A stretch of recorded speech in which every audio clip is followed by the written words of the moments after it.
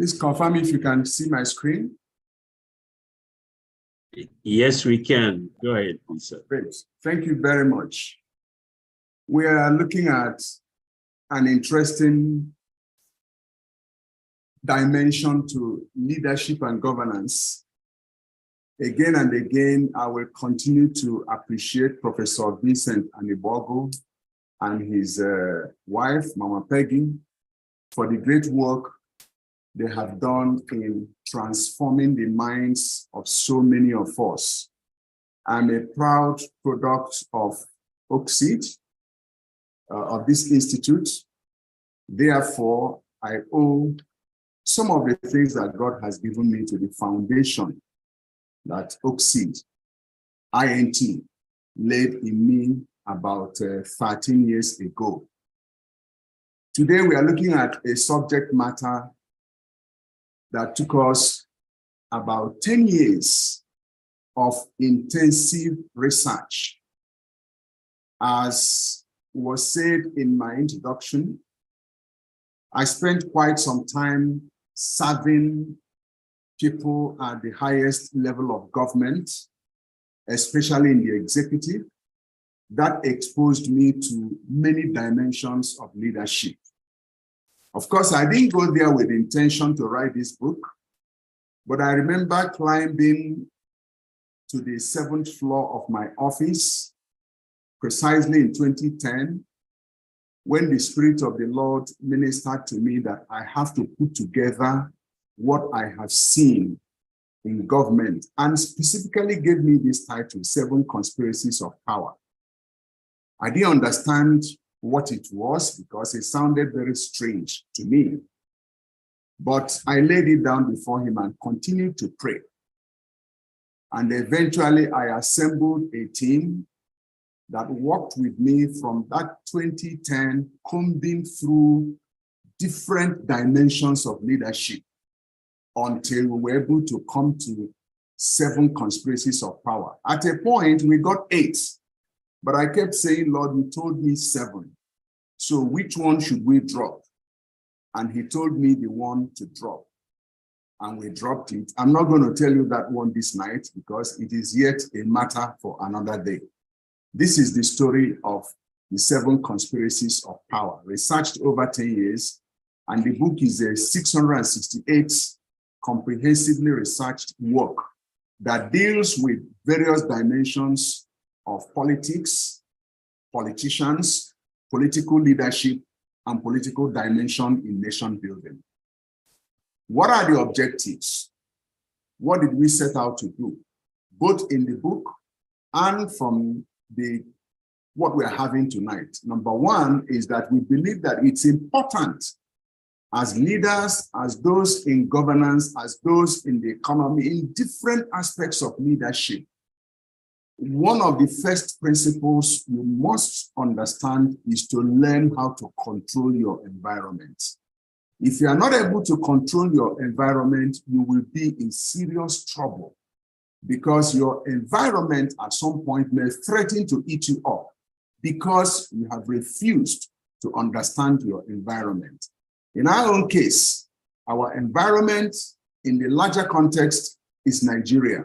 But we have different areas that we play, our different sectors, our areas of practice, and so on. You must understand what obtains in that environment where you are holding space so that you'll be able to know how to confront the issues. Number 2, we need to understand what conspiracy is all about, the various dimensions of conspiracy. Number 3, we need to show the history of conspiracy in leadership in Nigeria. How has it been? Where did it come from? And number 4, we need to understand how the 7 conspiracies cause the success or failure of leaders. I can say this without mincing words, that the success or failure of any leader anywhere is driven, especially in Nigeria, and to a large extent, Africa, is driven by the understanding and the extent of dealing with the 7 conspiracies of power. The fifth one is to show how Nigeria can be repositioned through well-informed leadership for the 21st century. This question has been coming to me from different dimensions based on our context of conspiracy in this book. People ask me, so from what you have said, is conspiracy a negative trajectory as the police and other law enforcement agencies have made us to believe? Recall that once you get into the police station and there is a problem, there is a crime, one of the core charges that go with a crime is you conspired to. But from what we have seen, conspiracy is not always negative, because conspiracy, in the larger sense of it, is the coming together of a people to do something that they believe in with passion. But unfortunately, conspiracy has been reconspired to now sound as if it is all negative. People have risen against authorities of the land to bring change. And they plotted, they schemed, they consulted, they labored. At the end of the day, they were able to produce change. So in that context, conspiracy is positive. When we go to the history of the word conspiracy, we will discover that it's about breathing together. That's what conspiracy, in those days, when it was founded in 1347, it is breathing together towards a purpose. But today, because of the narrative that we have swallowed, we tend to look at conspiracy only from the negative perspective. What drives conspiracy? What drives what we call relationships, leadership, and many things? What is the live wire of this whole thing?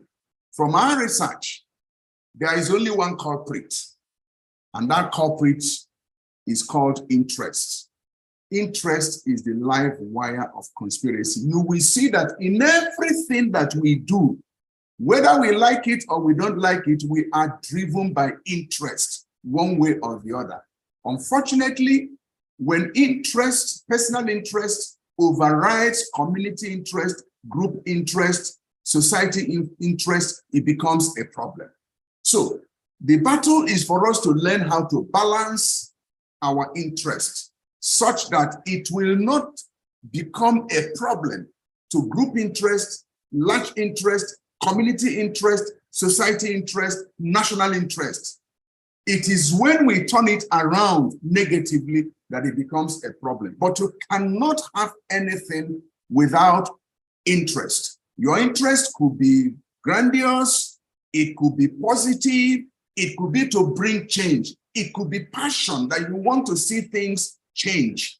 But interest, we must note, is the live wire of conspiracy, whether it is positive conspiracy or negative conspiracy. That brings us to the issue of peculiarity of our environment.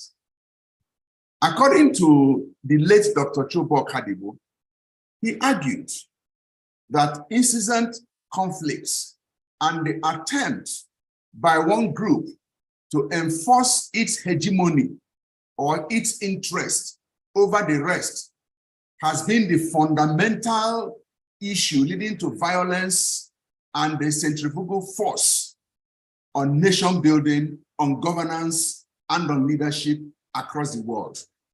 Chuba made this pronounced statement in 1983, and we could see that 40 years after, Nigeria is still struggling over the issue of controlling the interest of one group against the rest of the nation, and so on and so forth. How profound. We'll look at another person who has looked at the issue of interest in leadership, and that is Professor Vema. In one of his works, profound work that he did in 1975, he said, what motivates the political elites to play an active role in politics was the inevitable and irrepressible urge in human beings to come to power.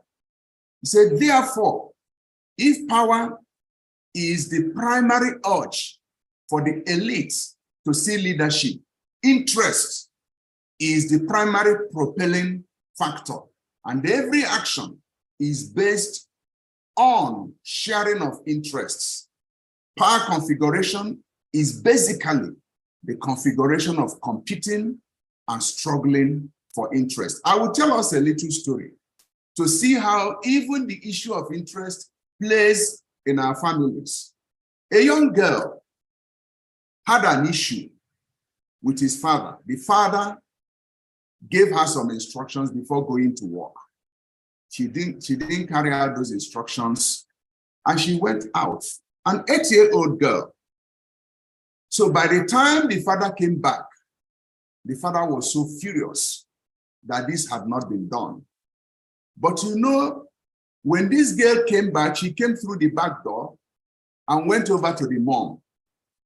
And after talking with the mom, she now came in and saw that the father had come in, and the father, of course, was very angry, and the father just sat down on one of the comfortable seats in the house, still wearing his shoes, wearing his suit, just tired. This poor girl just went straight, removed daddy's shoes, took it to the room, came back, helped him to remove his jacket, took it to the room, and asked the father if he wanted to have a bath before having his dinner. Remember that the father was set to deal with this girl for what she did. But this young girl was able to manage the situation, the environment, in a manner that the father just succumbed and just melted away. All the anger that he wanted to pour on this young girl couldn't go anywhere. This is the extent that we can use our interests to drive our situation, whether if it suits us or it doesn't suit us. But the important thing is that we understand. I will talk a little bit about students. You know, oftentimes students go on demonstration. We no go agree, oh, we no go agree, we no go agree, we no go agree. In my university days, we had a very vibrant student union president who kept on challenging the vice chancellor, making troubles. At some point, he placed very heavy demand on the vice chancellor. And the vice chancellor said, thus far, no further. The kind of reaction that Professor Anibog will react when you push him to the wall. So the vice chancellor said, to hell with you. I'm not going to do this. And the student union government president said, I will teach you a lesson. So the young man, the young man took off, gathered students. 2 days after, the whole campus erupted in, we no go agree, oh, we no go agree. The vice chancellor must go. He's corrupt, he's this, he's that, and so on. And they were moving from classroom to classroom, bringing students out. But then the vice chancellor called one of the EXCO members and narrated to him what happened. So while the president was going around, we no go agree, oh, we no go agree, and so on, he got to a place, and this secretary general mounted the rostrum and shouted, great. Everybody kept quiet. And he said, for once, we are going to find out what is it that we no go agree. Somebody should tell us, Mr. President, tell us what we no go agree about. And it turned out that the president really had nothing, but he has carried students around shouting, we no go agree, vice chancellor is a thief, and so on. This young man now had to say exactly what transpired between the vice chancellor and the president of the student union. And that was when they realized that this whole thing about demonstration was driven by the interest of the personal interest of the student union president. So we no go agree, transform to we go agree, and so on. That brings us to one important statement I would like to leave us with. For conspirators, everything rises and falls on interest. Take out interest, there is no conspiracy. That now brings us to the actual work that we did. The 7 conspiracies of power. First, conspiracy of the elite, conspiracy of AIDS, conspiracy of religion, conspiracy of clan, conspiracy of ego, conspiracy of foreign relations, and finally, conspiracy of the environment. We will now take them one after the other, beginning with conspiracy of the elite. For many of us who have gone through INT, Oxid, we have very good understanding of the elite, but I will speak from another perspective based on my close interaction with those in power and those who come around them. In all societies, this is according to Mosca, in all societies, 2 classes of people appear: a class that rules and a class that is ruled. The first class, always the numerous, perform all political, always the less numerous, performs all political functions, monopolizes power, and enjoys the advantages that power brings. Whereas the second, the more numerous, otherwise known as the people or the masses, and so on, is directed and controlled by the first in a manner that is mostly troubling and violent.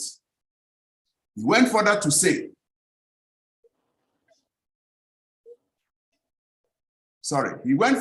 that the elites are characterized by immense economic strength, strong political clout, outstanding social power, and intellectual influence. He still went further to say, thus, the elites constitute a small group within a larger group. They have more power, they have more social standing, they have more wealth, they have more talent than the rest of the group. And so they are able to influence the society as they deem fit. Let's look at the nature of this elite. From what we have said so far, we see that the elites, usually they are at the top. And in some cases, we say that they go to the top to lay ambush for the rest of the citizens. So we call them ambushmen at the top. That's one nature of the elites. They are very few, as we have said, but they have access to the gate of power and authority in any society. Though in the minority, they are so powerful and they ambush the lives of majority. They represent the past, the present, and the future of society. They control, they manipulate the destinies of nations. They possess outstanding individual and or group abilities, intellect, wealth, specialized training, skill, experience, and other attributes which position and give them the vantage point or edge over the majority at all times. Let's now dissect the nature of the elite. First, they pervert justice and judgment and cannot be called to account except during a class war. It's only when there is a class war amongst themselves, then you will see that fire has met fire, and then they begin to challenge themselves. Otherwise, they like to be above the law, and they pervert justice and judgment, and they can even tell you that there is nothing you can do about it. Secondly, they strive to manipulate differences in the people to their advantage, because they know that the majority would always focus on survival, such that they don't have the time to discern the deep schemes and agenda. So they manipulate differences in society. That's why you see challenges in religion, ethnicity, and so on, when it suits them and when it doesn't suit them. They manipulate and dictate economic direction of nations and dictate direction of foreign exchange transactions. Some elite are very good, we must point out, while some are extremely bad. It's not entirely a bad case. Some are good, some are very bad. However, in many cases, they are good or bad is determined by interest, not necessarily about the people. So from this, we identify 5 major traits of the elite. First is the spirit of acquisition. They are always acquiring and acquiring and acquiring. I had an encounter with an 80-year-old man who was very rich to the extent that he wasn't even able to understand his wealth. And he was chasing this contract, chasing this contract, chasing this contract. So I said, Baba, what is the matter? You are so, okay, Baba, can you share with me, since we have a good relationship, what your assets are? He said, my son, I don't even remember. I said, how? Okay, how many houses do you have? He said, he believes he has quite a good number of them in Lagos, some outside the country. I said, you don't know how many houses you have? He said, yes. Okay, how much do you have in the bank? He said, well, he knows he's a billionaire, his children are comfortable. I said, so why are you chasing this contract, even at your age?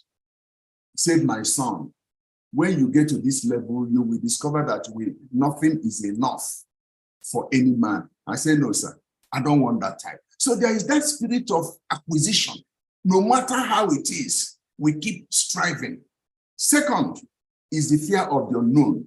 So some of these elites, they are not sure of their tomorrow. Certain things may have happened in the past, and they keep struggling and struggling. Number 2, past nightmares. I had another senior friend who was once a permanent secretary. He left office wretched because he wanted to live for integrity. But 6 months after he left office, he was in trouble. He didn't plan his retirement. So many things went wrong. Now he had the opportunity, he was reappointed. I don't want to mention where he was reappointed. And then when he now came in, he came with somebody that became his man Friday. And he said, look, I have suffered in the past. God has given me a second chance, and it will not be the same. I said, what is the meaning of that? He said, you don't know the nightmare that I have gone through in the past. So this one that I am here now, I have to settle myself forever. Number 4, lifestyle. Many of us live lifestyles that are beyond our control. Somebody marries 2 wives, 3 wives, 40 children, and so on and so forth. Somebody must fly business class, first class, even when he knows that he has not reached that level. At the end of the day, he puts himself under pressure. And then he must now do certain things that other elite are doing because he needs to belong and maintain. Then inordinate competition, because he wants to be like the other person, he pursues whatever he has to pursue, even if it doesn't work. Now we are going to look at the 7 different types of elites, about 8 of them. We have the aristocrats. Otherwise, we call them, they are like traditional rulers here and so on. And then we have the predecessors, those who hold office, and after holding office, they transfer to those they want to succeed them. And the unfortunate thing is that usually after they have done that, they want to lord over their successors, and then trouble begins to happen. We have the intellectual elite, those who are in the academia, and they try to manipulate students and do all manner of things to have their way. We have the economic elite, we have the military elite, we have the media elite, we have the judiciary elite, and finally we have the religious elite. We dealt with all this in details in the book 7 Conspiracies of Power. But in our society, there could be more, but these are the 8 that we identified under the elite conspiracy. We now come to the second one, conspiracy of 8. These are very wonderful people, fantastic people that we need to really, really pay attention to. I keep saying that the success and failure of any leader within the context of conspiracy rests on his aides or her aides. The quality of aides, the mindset of the aides, what the aides are bringing in, and where they are coming from. So who are these aids? Who is an aid? Interestingly, Section 151, subsection 1 to 3 of the 1999 Constitution of the Federal Republic of Nigeria states that aids are personnel engaged to assist senior personnel effectively and successfully to carry out their responsibilities. This implies that success or failure of principals can be dependent on their aids. And we now say, who appoints these aids? You know, most times we assume or we even think that aides are only appointed by the principals or by the leader who is in the office. From my experience, aides are appointed from three main sources. One is the principal himself, based on his knowledge, based on those he has worked with, based on his understanding of those who can help him. The second one and the third one are the areas where the problem begins to come. There is the element of third party.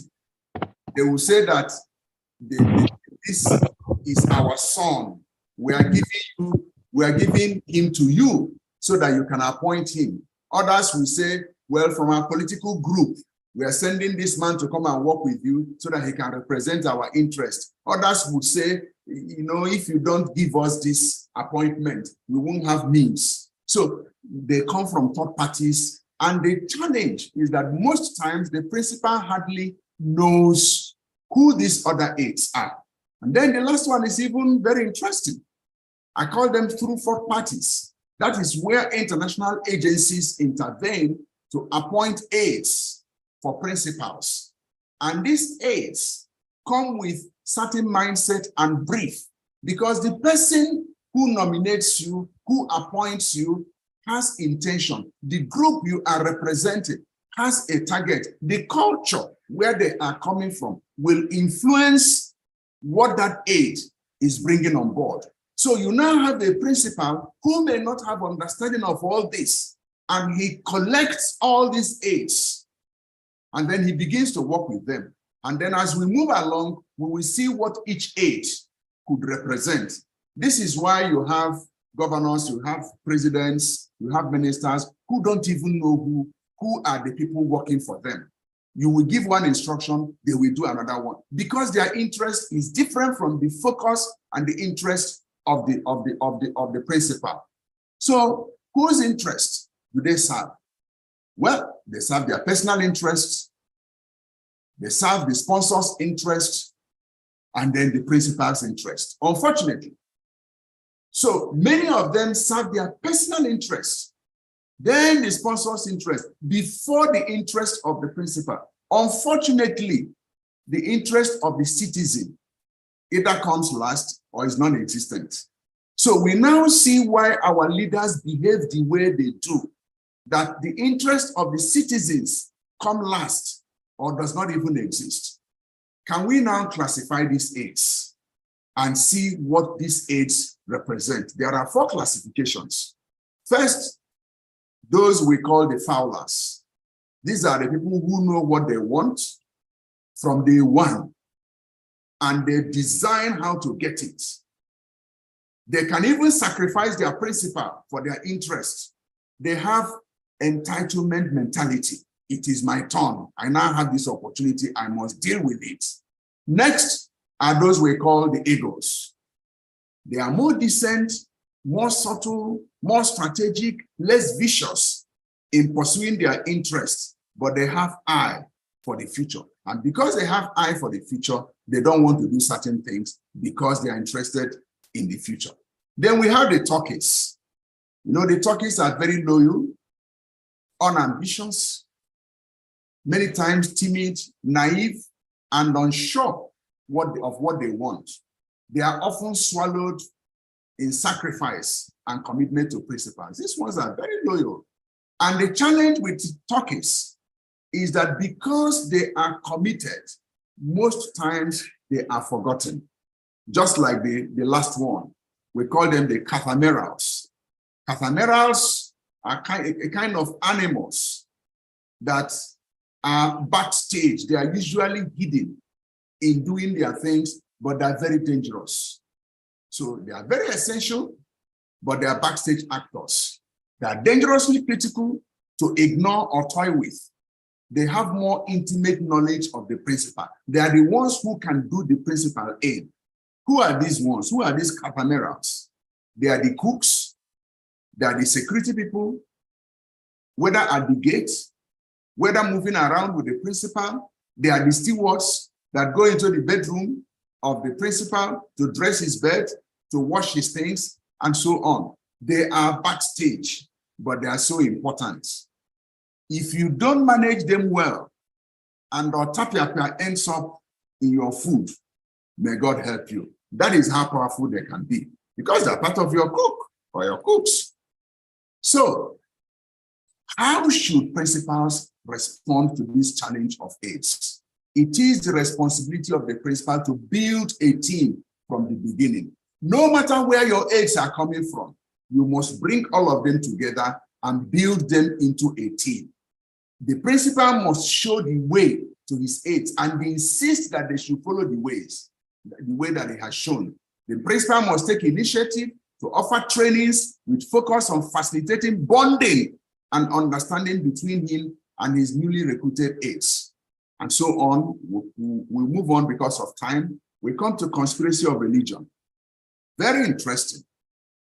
Religion must be used to further great works of justice and reform.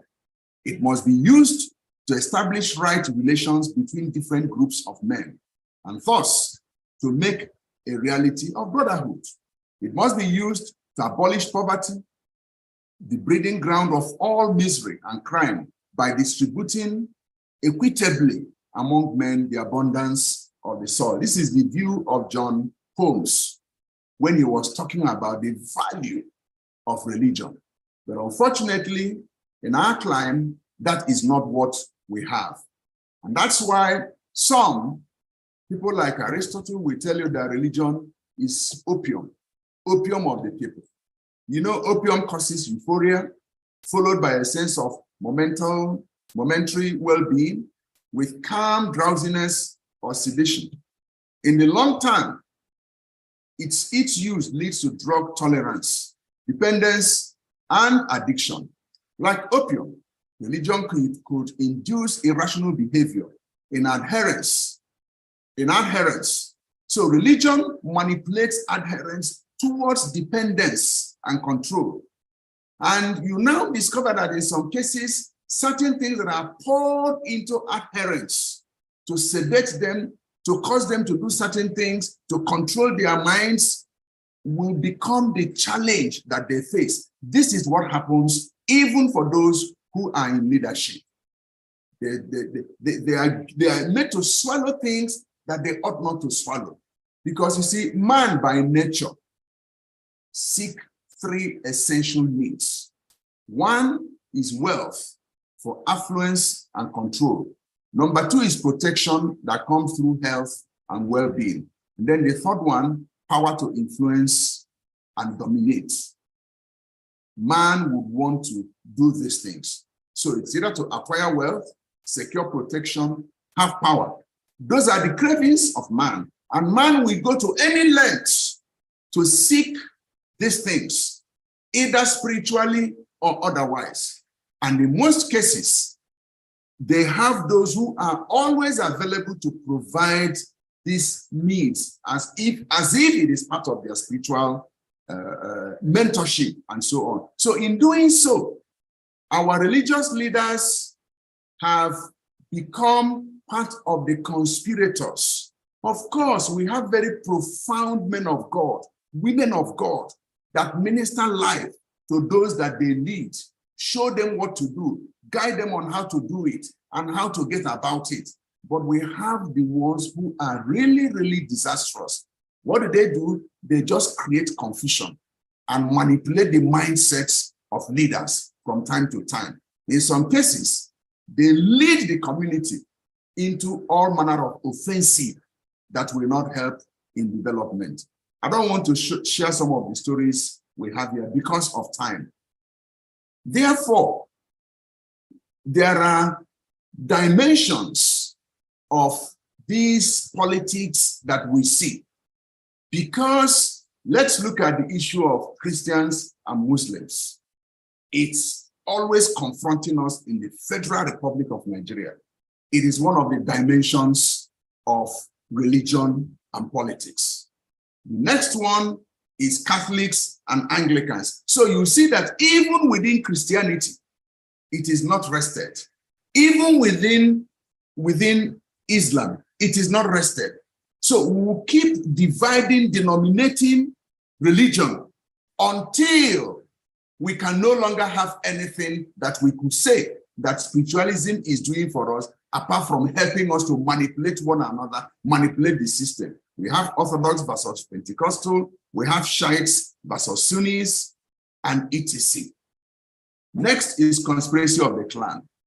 This is very interesting because it is the culture of it is our time and our turn to rule. Somebody said the Mileko. It is our time, it is our turn. The Igbos have not ruled, the Yorubas have not ruled, the Hausas have not ruled. Even in Kogi State, Kogi East has been ruling, Kogi West has not ruled, Kogi South has not ruled, and so on and so forth. It is our time. And this is what we see. So we now bring all manner of pressure from the home front, that even when the person gets into office, the community comes. His immediate family becomes the challenge. If he's a man, the spouse will tell him what to do. Honey, you haven't done this. Remember that when it was this person, he did this. And so there is that immense pressure from home. And then you have the extended family coming to put pressure on the leader, conspiring on how it is their turn. Therefore, they must take advantage. And then you have friends and associates. Then the fourth one, you have the entire community.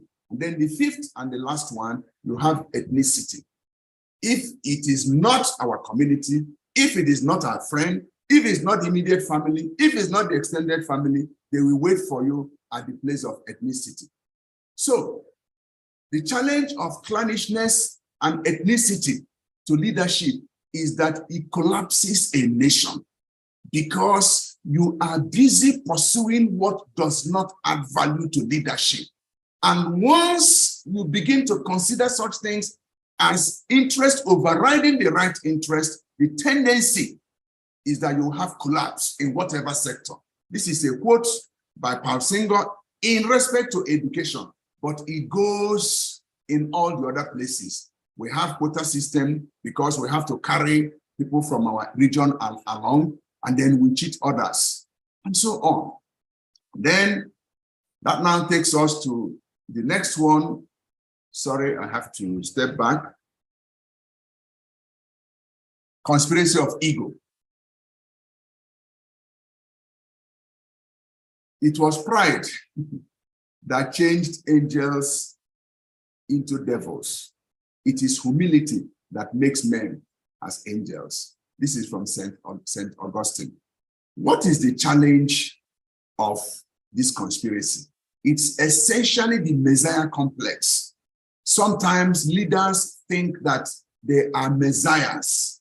They will be able to do anything. They don't listen to advice. They don't take any counsel. They do things and they believe that it is the best that they can do. And they're the best that can do it.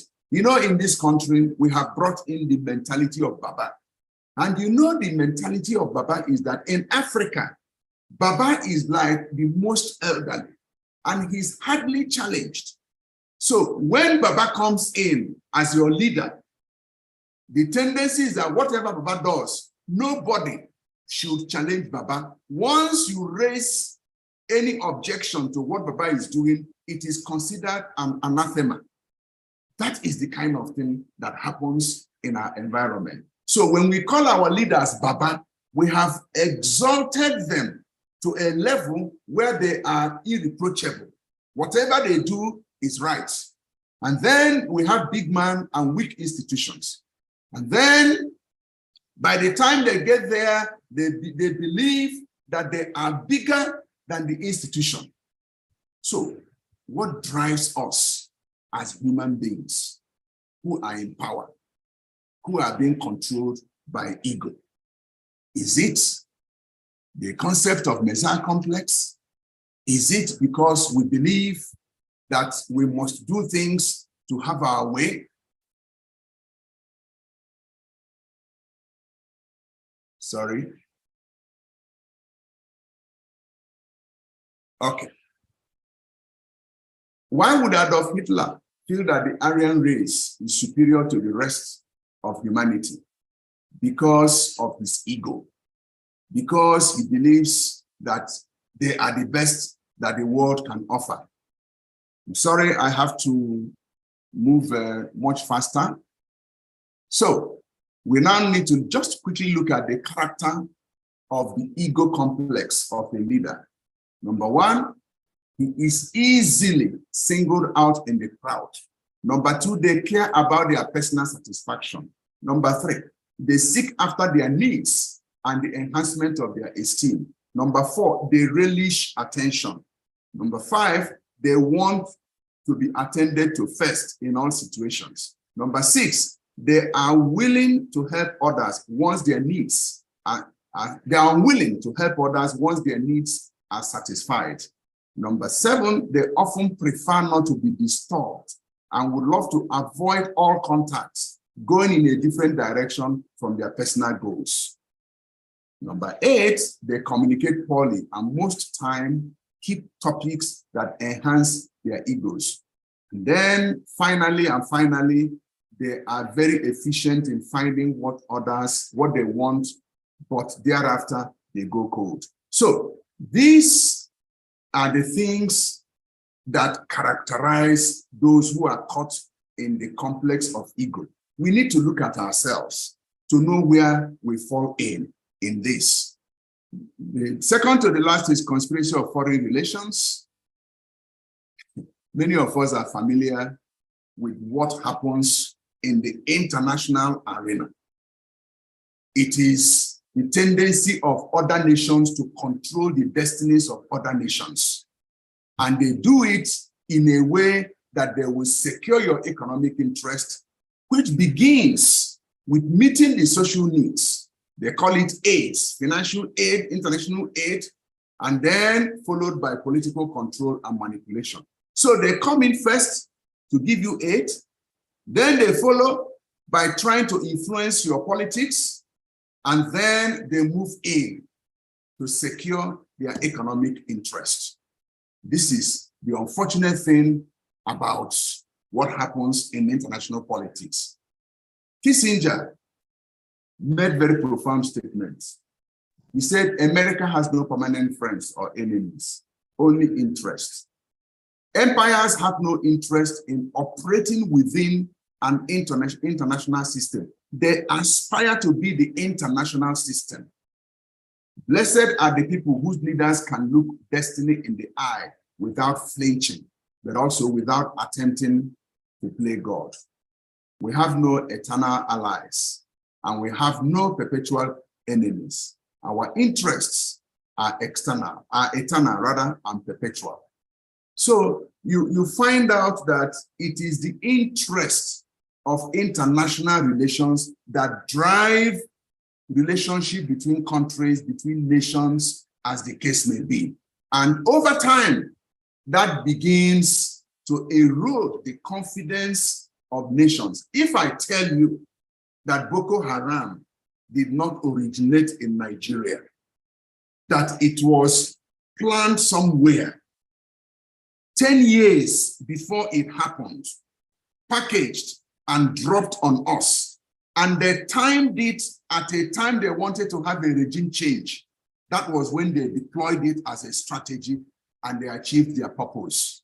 And there are several others like that. So what are the issues in foreign relations? There are about 8 of them. First is the politics of interest. We have talked so much about that. 2 is the politics of governance. 3, the politics of foreign aids. 4, the politics of loans. 5, the politics of national security. Loans, they give you all manner of loans that you will not be able to pay for. The politics of national interest, they want to manipulate your national security rather. They want to manipulate your security in a manner that you will lose control of your security, and you will keep running back to them for them to help you to handle your security. This is what we are going through in Nigeria. Then the politics of economic deconstruction. By the time they influence your governance, your politics, they give you all manner of aids, they give you loans that you cannot pay, they manipulate your internal security, then they begin to deconstruct your economy. And then that's when they manipulate your foreign exchange. And then they begin to intimidate you. And finally, they use their media to deal with you ruthlessly. And that is the end of the matter. Then we now come to the last one, conspiracy of environment. And our logic is that just as circumstances will always bring out the best or the worst in any personality, so will the environment within which someone operates influence his lifestyle, his choices, and his entire personality. The power of environment. Every leader is a product of the environment he has passed through. This I can testify, and I have cases that I have studied over years, but I don't have time to cite them here. It is difficult to rise above your exposure and remain standing. No man rises above the exposure his environment has given to him. So when you now bring leaders who have been pummeled by their operating environment to lead you, he will only give you what he has. No man can give you more than what he has. Poverty mentality is a product of the environment. And the earlier we understand this, the better we begin to deal with it. Then we come to the issue of legitimacy versus authority. You know, because of the challenge of our environment, we throw up leaders from all manner of places, from all manner of things, and so on. And we are saying that every leader, for you to have authority, you must have knowledge. Because it is your knowledge that becomes your legitimacy. And that is what will give you authority. And we talk about courage. If you don't have courage, you don't have authority, and your legitimacy will be wobbling. If you don't have moral consciousness, skill, authority, you don't have legitimacy, and you cannot lead. If you have not been discipled, you have not been mentored, you don't have the authority, and you will not be able to deliver. These are some of the things. So how then, as I conclude, do we recreate the Nigerian operating environment? Number one, we must have a 21st century leadership paradigm. Number two, we must begin to renegotiate our national values and dream. What are they? And how do we help to reconstruct our national values and bring them as centers of focus? Number three, we need national reconciliation, national integration based on national reorientation, not the type that will be imposed on us, but the type that will rise from within us. We must think national re-engineering. We have to look at our nation, know the things that have not worked, and have the courage, authority to confront those things for sustainable growth and development. We have to renew the passion of our youth to engage in nation building. They are so disappointed, they have lost confidence, we have betrayed their trust, and we need to find a new way to re-engage Nigerian youths in nation building. We need a new culture of excellence. We have to promote excellence as a culture.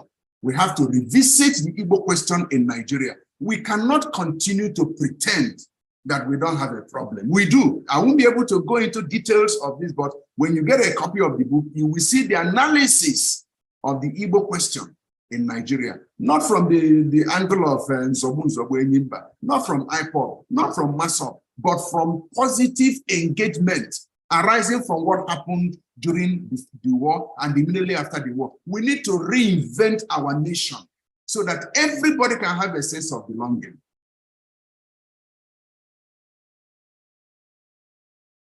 Finally, the intricacies of managing the diverse interests of a multicultural nation like Nigeria require a lot of skill, tact, and open-mindedness.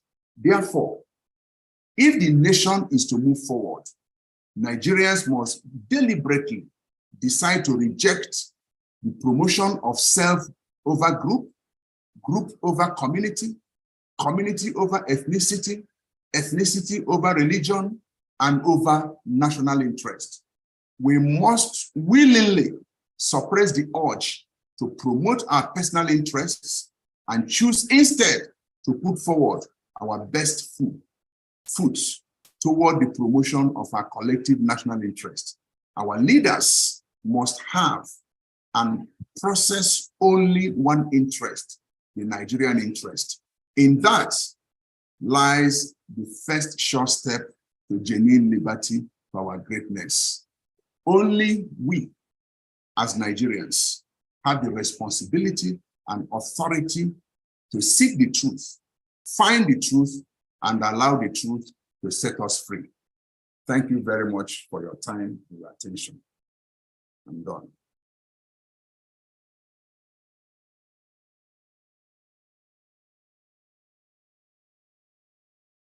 Thank you so much, Dr. Ike Neliaku. I think everyone should just give him a resounding ovation. Just totally, absolutely incredible. The Lord bless you, sir. Thank you, sir. I think Tochukwu Ifemena is around. So Tochukwu, please, can you step up and moderate the question and the answer segment?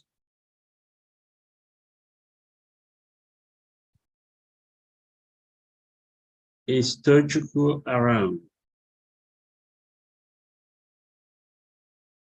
Yes, but he's muted. Tochukwu, mute yourself. Yeah, good evening, sirs. Sorry, I was struggling to get myself unmuted. Okay, good evening, everybody. Dr. Ike, thank you so much for this. We are deeply very grateful. Yeah, in the next 35 minutes, or 25 minutes, I mean, we'll be taking questions and responses from the presentation made by Dr. Ike. I saw somebody already asking the question, how can you get the book?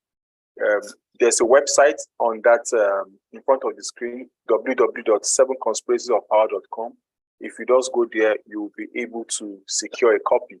Exactly this time last year, 12th of April, the book was launched and it was released here in Abuja. And like you said, that's a book that has over 10 years in coming, you know, over 600 pages and highly insightful. I like that saying of Socrates that said, "No man, know thyself." But I also want to add, if you're going to be a patriot that will engage in Nigeria, you must understand the 7 conspiracies. Just like how, if you remember in our OPSI training, we read that book, Fate of Africa, and you know, from the moment you read that book, you just know where you're coming from in the African story. So if you actually want to know where you're coming from, on how to even go to where you want to go in Nigeria as a patriot, I think it's very wise to get wisdom, and the wisdom is 100% written in this book of 7 Conspiracies of Power. So I'm so grateful for Dr. Ike taking us through this book today. It's one book I believe that every Nigerian should read, and we'll make that happen. Okay, thank you. So I'm still looking here at the chat. If you have any question, anybody with questions, raise your hand, or you can put it on the chat, and we can take your questions. Okay. Any questions? Doctor, I would like to ask a particular question while we're waiting for questions from persons here. And my question I would like to ask, with political happening in Nigeria, what conspiracies of these 7 do you envisage that in the next 5 years, in the next 8 years of Nigeria's trajectory will become something that we need to watch out against? Is it the conspiracies of the 8s? Are the 8s going to be more powerful? Or is the environment going to be more toxic? Or are we going to see more men with egos? What conspiracies do you envisage that in the next 4 years, 8 years should be conspiracies that we should look out for? So long as you have weak leadership, you will always have such leadership controlled by 8s. That's one factor. If you don't have a strong leader who is able to process what the 8s are bringing to him or her, then the tendency is that the 8s will short circuit the leader and then control the destiny of the organization, the state, or even the nation where they are operating. That's why you find that some leaders don't even know what is said about them. Some of them, they shield them away from media. They don't allow them to read newspapers. They cut newspapers for them and give to them. So they conspire against them. So the conspiracy of 8, and I see that play out. There is nothing we can do about it because our leaders, quite a good number of them, are not hands-on leaders. And so long as they are not hands-on, they will not be able to manage their 8s. The next is conspiracy of the elites. The 8 elites that we mentioned will always play out because if the leaders don't understand how to, I keep emphasizing this, when Professor Anibobo talks about the elites, many of us think that it's a joke.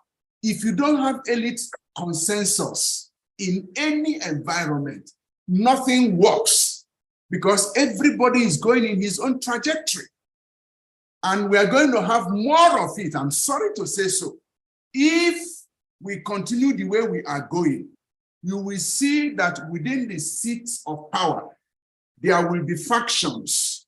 There will be many cabinets, kitchen cabinets, bedroom cabinets, sitting room cabinets, dining cabinets, and so on. And all of them will come with their own elitist conspiracy against the leadership at all levels.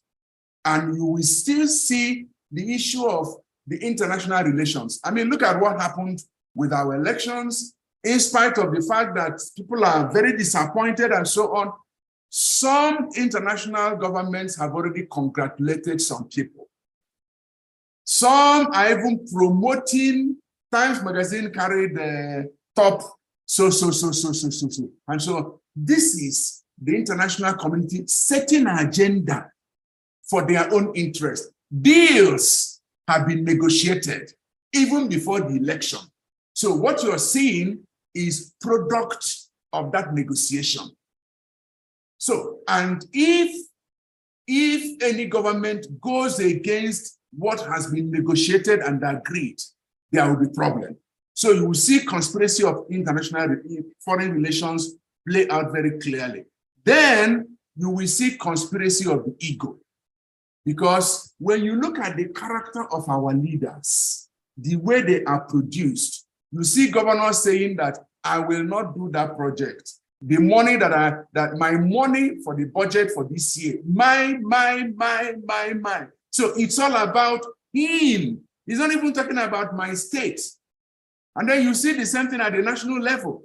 When you look at the character of people who are coming to lead you at the national level, it will give you some inkling of what to expect.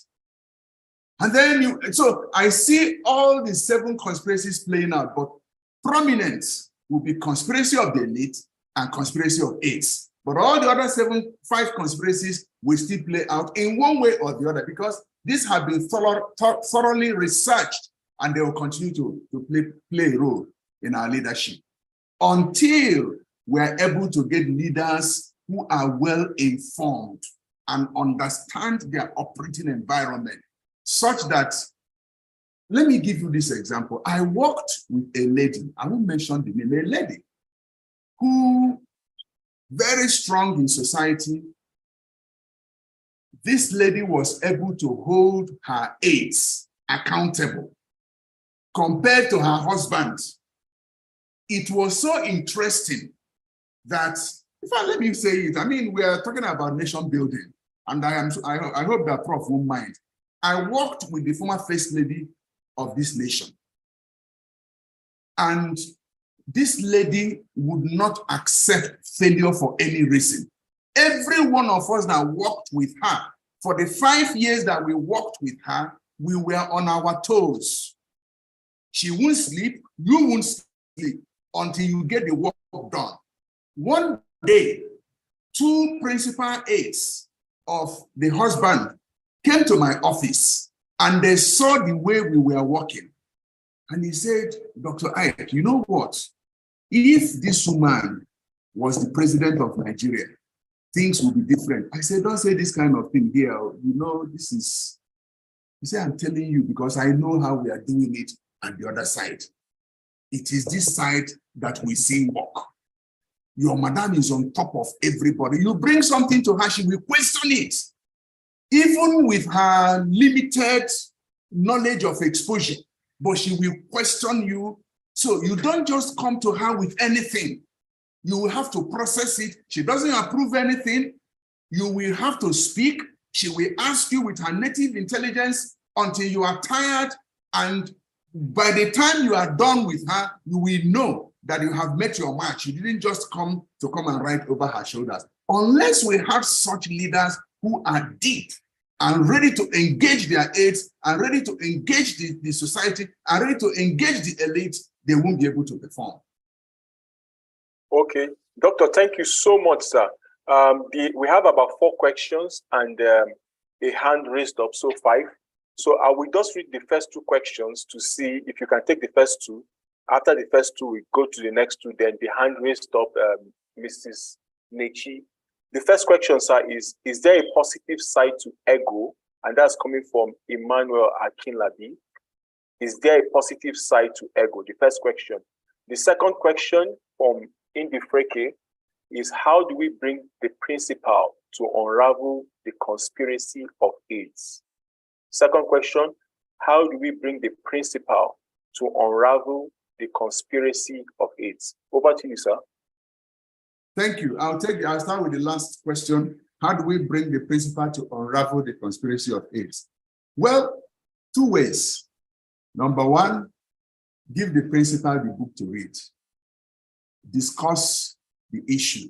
Now that you know, expose the principal to these realities so that before the principal chooses his or her aides, she will understand where they are coming from. If the aides have already been chosen before then make an attempt to speak to the principal to take her through this. I was an aide to 7 ministers, 1 political advisor, and then president. So I could see these things on 2 legs. Therefore, this would be helpful to any principal. So that's one way you can do that. Number 2 is to organize training programs for principals so that they can understand these things and see how it works. I'm sure INT wouldn't mind if called upon to host such programs for principals. INT will be very willing to do that so that we can come there and show them how these conspiracies work in their environment. Then the other one, is there a positive side to ego?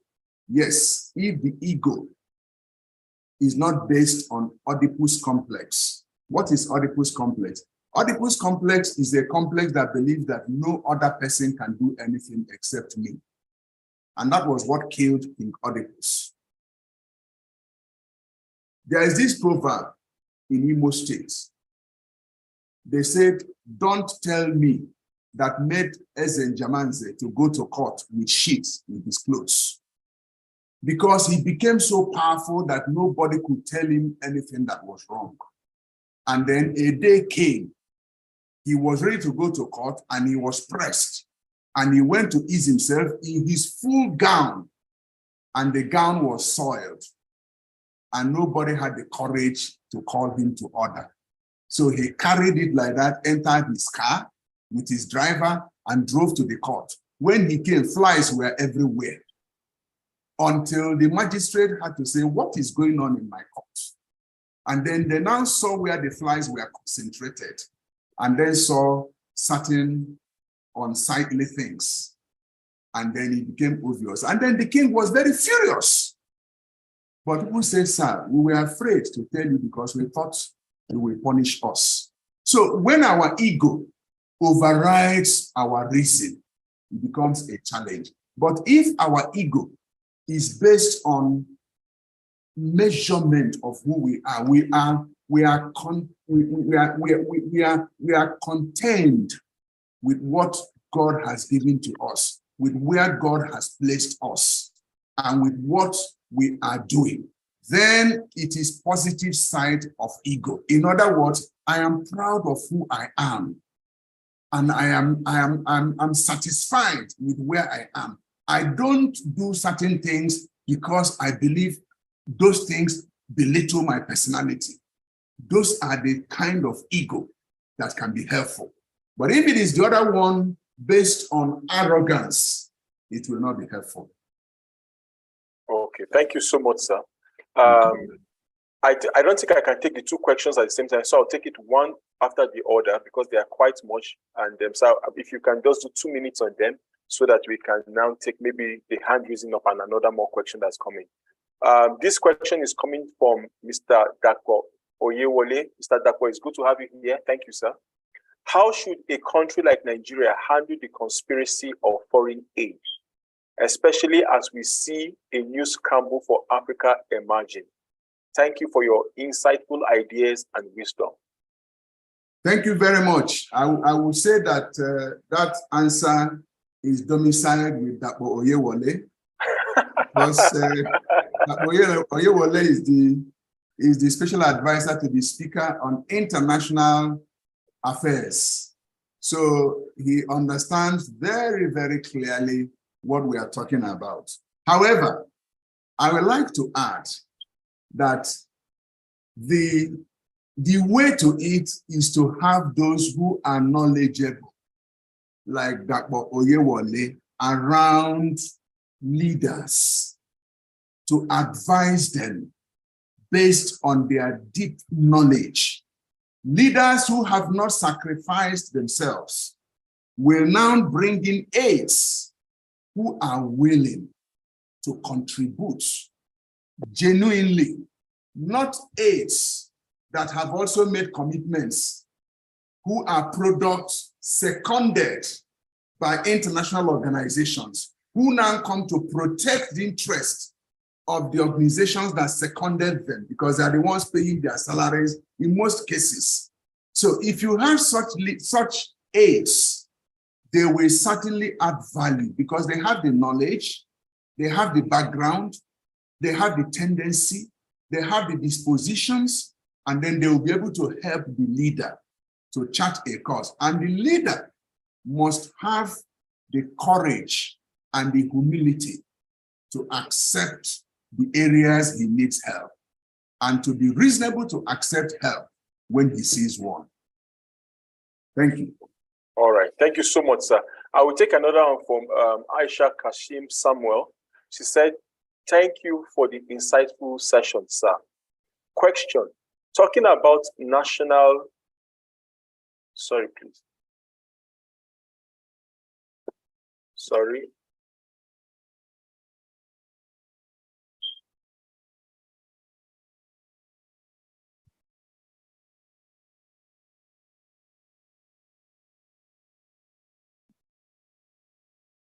Tochukwu, let Yes. Nechi ask her question while you're looking for that.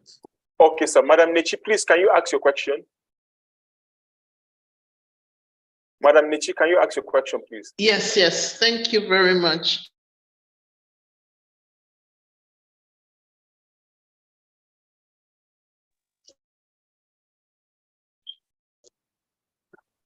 Madam Nechi, we can't hear you.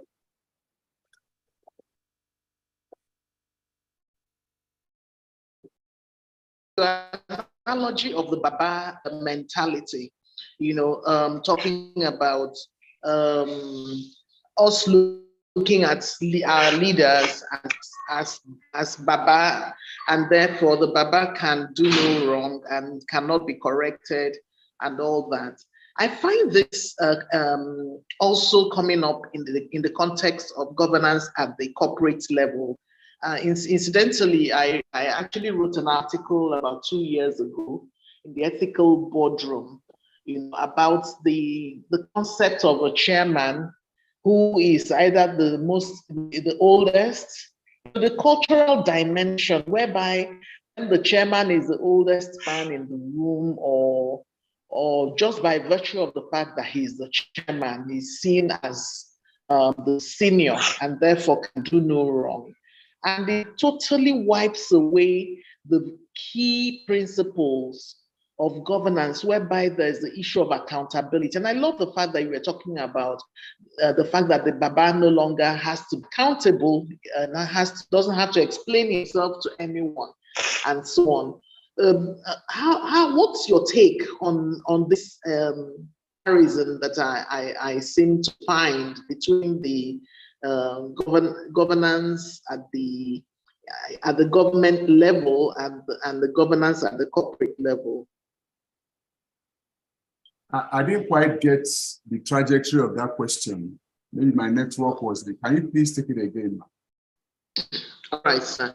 So I was talking about the analogy that you gave about the, speaking of egos and all that, but also from the perspective of the Baba, when we look at our president or governor, or whoever is in leadership, and we call the person Baba, and therefore, since he's like the father, so to say, he can do no wrong. No one expects accountability from him and all that. And I was saying that I found a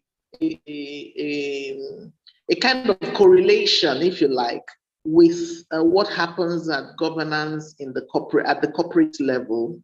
And indeed, I wrote an article in that regard about 2 years ago, because from my experience, I saw quite a number of chairs of boards, who perceive that by virtue of their age or by virtue of their position as chair, they no longer were accountable to anyone, and they didn't see themselves as being first among equals, which should be the case in terms of governance at the corporate level.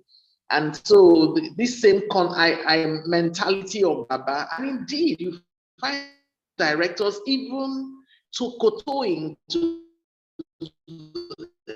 that context. And any director who doesn't is seen as a troublemaker and so on. So I was wondering whether you agree with that comparison or the correlation, and what your thoughts are on it.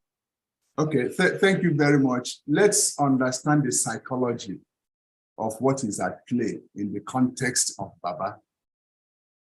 When you call a man father, it's a kind of subtle manipulation, because you are conferring on him a big responsibility, which he may or may not deserve. So, Baba is an elevated form of father, because for you to be Baba means you have seen it all, you have done it all. We should not be coming to you to beg you to lead us, to beg you to direct us. Otherwise, you should have retired, you should have rested. And because of that psychology, we use it to curry favor from those who are in authority, either at political level or at economic level or at corporate level. That is the psychology of it. So what you're saying is very much in order. Wherever we come and we see leadership, and we are kowtowing to leadership by arrogating to them certain principles beyond what it ought to be, we should be on the alert to know that something is wrong. It's just like when somebody calls me daddy.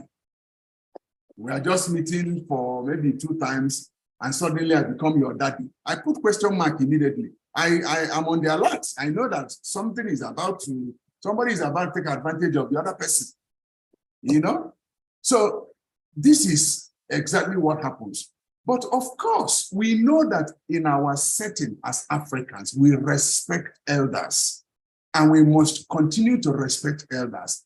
But I am from the eastern part of Nigeria, and we have a proverb that sometimes a young boy will take a basket and cover his face and say the truth to the elder, because sometimes we are not allowed to say certain things because the awe of the elder is there. But we have made provision has been made by our fathers that you should take a basket, cover your face, and tell the elder what is wrong.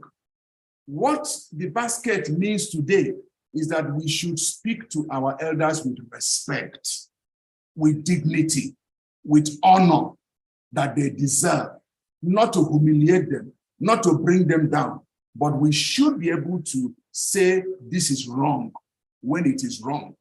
And I pray that they will always have the courtesy to accept when they are wrong and take responsibility because they are wrong. So Baba is everywhere, even in the church, even in cultural society. That is one terrible concept, and it became prevalent with the beginning of the Fourth Republic, when President Obasanjo came into the scene for the second time. Suddenly, he became Baba. And when he became Baba, I will leave it like that. And now it has gone to the States. You now have Babas in the States. It was President Obasanjo that appointed special advisors and told them and said, you are my advisors, but I don't have to take your advice. So why did you appoint them? Because he's Baba. I mean, Baba knows it all. I feel like saying hallelujah. Hallelujah, sir. Hallelujah, sir. Because in 7 Conspiracy, we are unveiling the marks of people who hide behind conspiracies that make it look like they are doing a mystery. The 7 Conspiracies actually unmaxes all this. Before I take the last question, I heard some people asking me, how can they get the book and how much? The book is 30,000 naira since last year.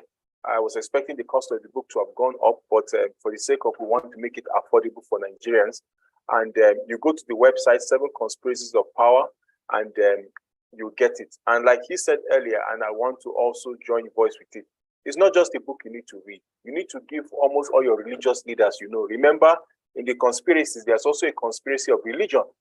And you know how religion played a very big factor or a role in this last election. So buy a lot of these copies, give every GO, any man of God, you know, or any imam, anybody, they need to read this book. This book is a book that everybody needs to get.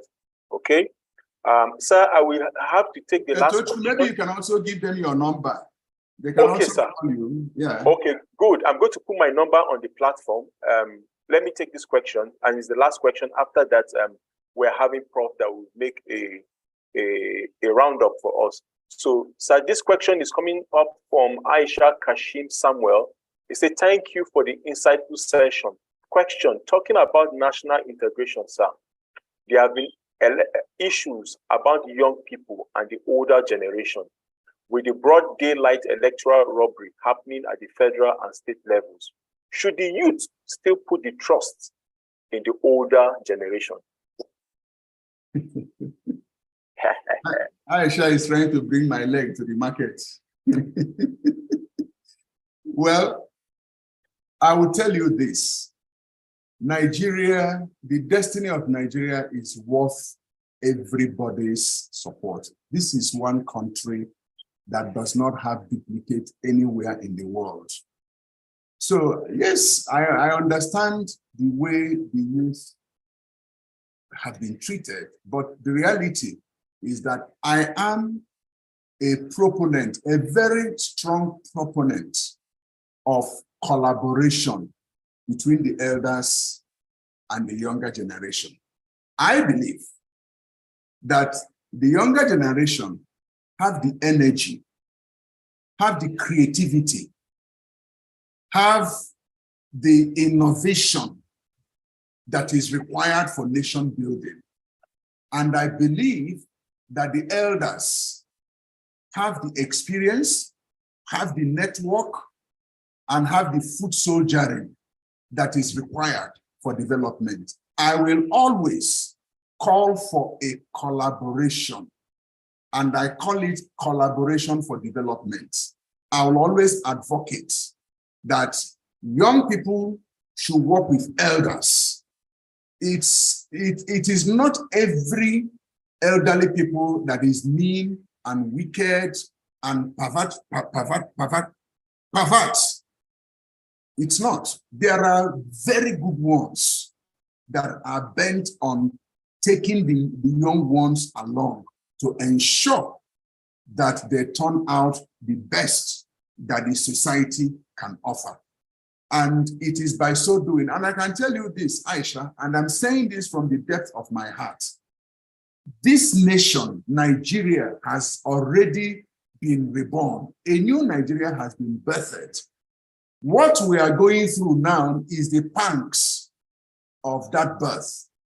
And it will not continue like this. We cannot go worse than what has happened. This country is so important to God that he deposited the quantum of resources in this nation that you cannot find any other place on earth. There is no nation like Nigeria. So I believe that we are coming out of the throes of the storm, and that very soon we will see the manifestation of what God has done for this nation. He that watches over Nigeria neither sleeps nor slumbers. Thank you. Thank you very much. Reverend Juliet said powerful and needed. I got someone to pick up a copy. I agree. It is a well-researched work. Well done, Dr. Ike. I saw an Igbo proverb by Madam Nechi Eziako. Okay. That's your proverb. We need interpretation. I hope it's not a conspiracy of the clan here. But thank you, Ma, for that. All right.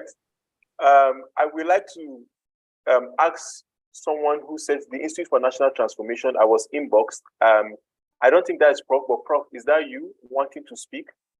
Somebody inboxed me, Institute for National Transformation. I'm trying to get basket. Okay. Yes. Okay, Prof. Don't you go? Thank you, sir. I know we are out of time, but let me just say a few things. Dr. Ike, I congratulate you on an excellently researched book. I mean, this book has dealt with all the major challenges we face in Nigeria. And for those of us who truly want to be among the change agents, I will recommend that you get a copy of this book. By the way, I have my own copy right here, right in front of me. Get a copy of this book and get acquainted with every issue he has raised. Chances are that you will find yourself in a position of leadership and you will encounter these issues face to face. So I see this as being forewarned, and to be forewarned is to be forearmed, especially the youth that want to bring change. This book is a must. Dr. Ike, I want to make two recommendations. Number one, there needs to be a workbook, because if I were to have my way, this is the book that NIPS should use as a guide to develop and train leaders. But unfortunately, they are not structured to do that. And speaking about the Baba mentality, it has also permeated academia, when you now walk into academia, they worship professors as though they are gods. Prof, you know, and the environment that's supposed to dismantle such mentality is now a victim. So there's really no hope for the nation, because these aspects you have mentioned have permeated academia. So please consider a workbook that can be used to teach these things. And also get ready, because a full course, I don't know how many modules you will develop out of it. And that's why I think a workbook. Our people are lazy. When they see this, they run away. You know, I mean, many of them have the Lee Kuan Yew book. They haven't touched it, because when they see it, they are scared. So you keep saying, buy a book for they will not read it.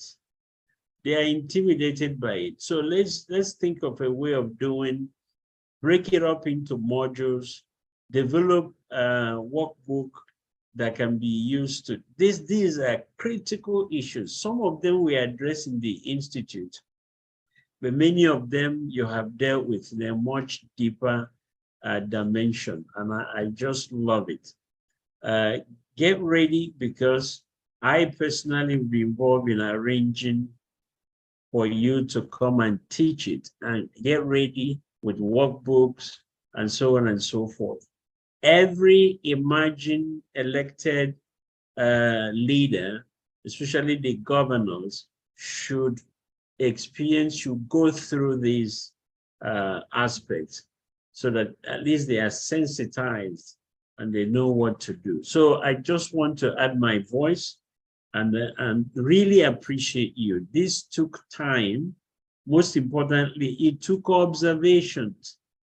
Sitting in the office, watching, observing, like Lee Kuan Yew, writing down what you were seeing. And I'm so excited. I'm so happy. And I know this is not enough time for you to do justice to this. Who knows, we may even bring you back to take one or two of these areas and go deeper. Because many of us here, we are the elites, and we are suffering from many of these symptoms. You know, we are suffering from these diseases. We need to be cured. On that note, I want to say thank you so much. And I see members of your team that have joined. I want to appreciate them. I even see Chimdi, your daughter, who I know you have groomed, can even teach this. Chimdi, thank you for joining. And I see other members of your team here. I see Ike. So thank you again, Tochukwu. Let's now round up, because it's quite late. Okay, thank you, sir. Okay, thank you so much, sir, Dr. Ike. I can also see Mr. Chijoke here too, of doctor's team. I will say something as we close. Prior before I read this book, maybe I would have died by now in Nigeria, because I was a very passionate zealot, but did not have understanding. And you know that scripture that says the labor of the foolish, it wearies everyone, because they do not know how to go to the city. In reading this book, in studying this book, I calmed down. So even in this last general election, I'm obedient, but I was obedient to the heavenly calling, not to a calling for man. I was wise, because the 7 conspiracies have given me my eyes. The Bible said the eyes of the wise are in his head. So my eyes were in my head, and I was guided, especially, I can say, over by 80%, the wisdom I got from this book. So like Prof have said, I will not say more than that. I will want every one of us to be guided by the knowledge, because it's a knowledge that's even indigenous for us here in Nigeria. Sir, thank you very much for coming. And I'm happy, Prof, thank you also for making this book institutional in our platforms going forward. And thank you, everybody who came to listen to us this night. For those of you in INT, you know that this recording will still be on our platform. And those of you asking how you can get details about this book, it's the details are on the chat. You can still get it. So thank you so much. We'd like to bring this meeting to a close. And I would like to call Dr. Jackie Ike to close us in prayers this night.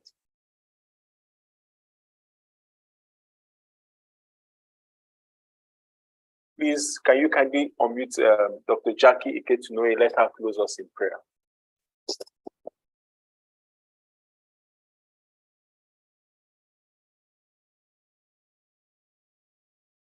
Madam Jackie, are you there?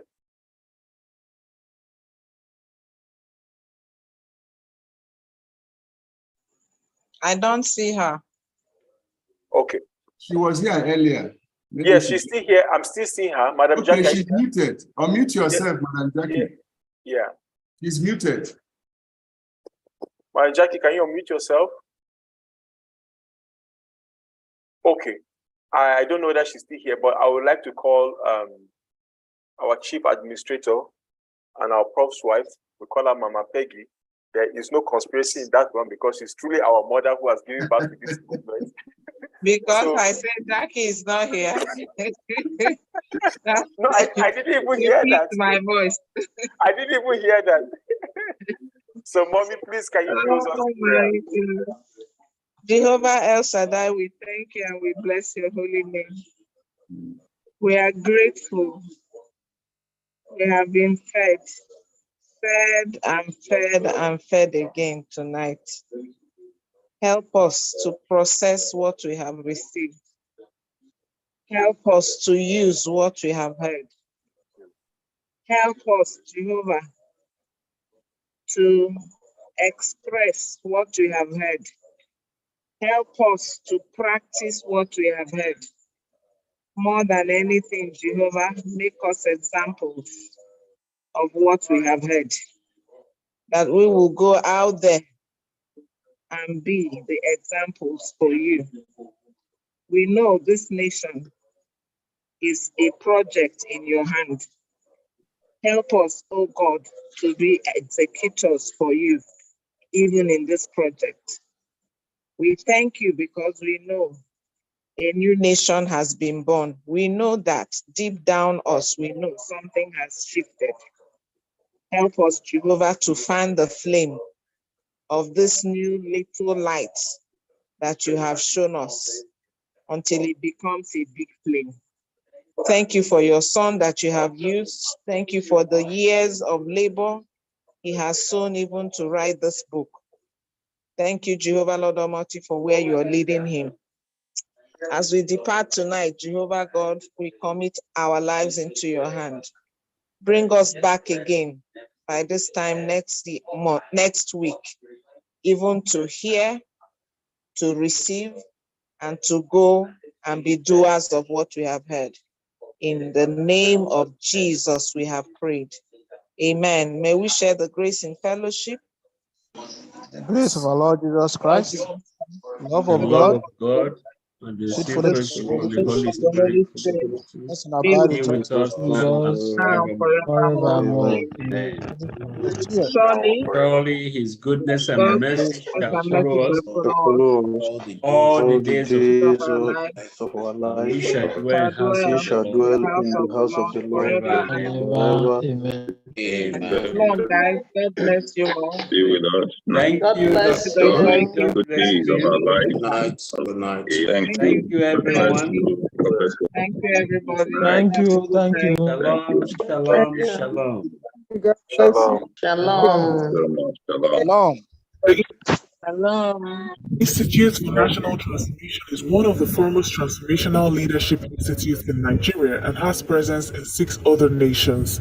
One of the many courses the institute offers is the Oxid Executive Leadership course, which is an online program for 6 months, taken together with a 3-day History Makers training.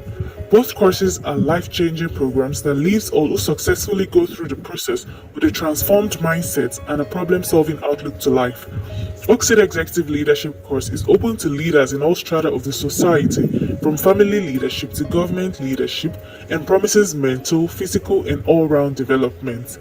Oxid Executive Leadership course with History Makers training will enable you to understand history and encourage a paradigm shift, empower you to create an enabling environment for personal and environmental transformation, mature you into a transformational leader, equip you with soft skills necessary for the transformation endeavor, reveal the importance of infrastructural systems in any transformation effort, and guide you in creating systems that last.